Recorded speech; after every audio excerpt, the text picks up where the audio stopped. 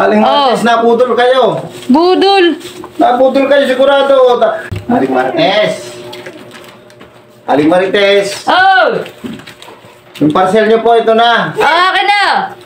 Ano po itong parcel nyo ito? Baka mamaya reklamo nyo na naman ako. Abay, gagamitin ko yan dito.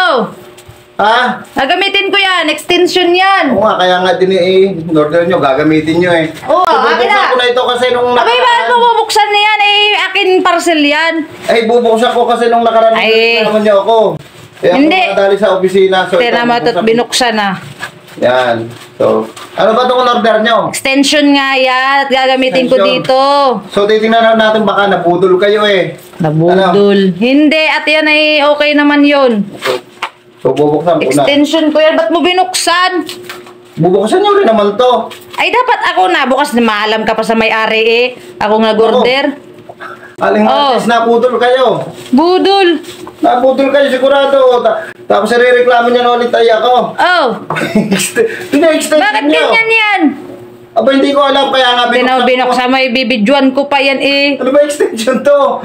Extension. Wala, ay wala.